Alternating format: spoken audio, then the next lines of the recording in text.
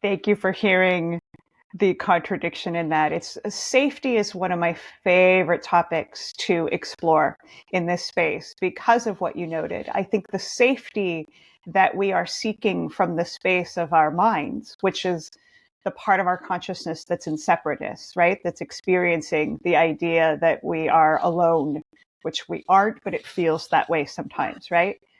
That safety that that part of us seeks, it doesn't exist because that part of us would like to know that when we sit with ayahuasca, nothing bad will happen, as an example, or that when we wake up in the morning, nothing bad will happen.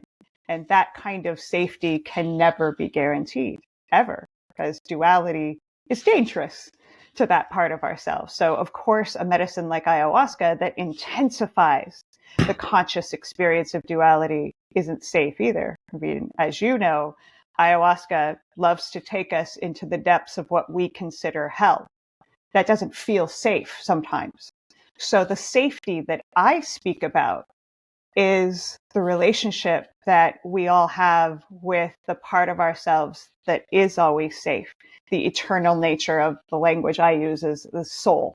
You know, my soul cannot be created nor destroyed. It is energy that is eternal. And when I connect with that part of myself, I'm always safe.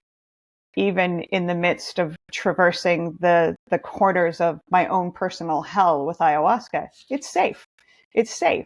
So, you know, ayahuasca as a word means vine of the dead or vine of the soul, because one of her fundamental teachings is that death is safe, is that everything dies to be reborn again, to die again, to be reborn again.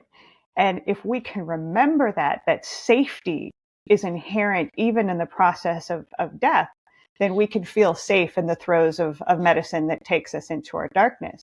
But if we're defining safety as, oh, I'm not going to get uncomfortable, I'm not going to be harmed, we don't get that guarantee with life or with plant medicines. So it's reframing safety from a bigger view of like, we're safe because the game of duality is safe because death is safe. But that's a big thing to lean into and to trust. And so ayahuasca is one of the medicines that can find where we don't trust that and to bring light and healing and awareness to it. But that's scary and difficult. So to bring it full circle, I always feel like we want to sit with facilitators that have done that for themselves, gone into death and the darkest corners of their psyches so that they are spacious enough to hold that for someone else.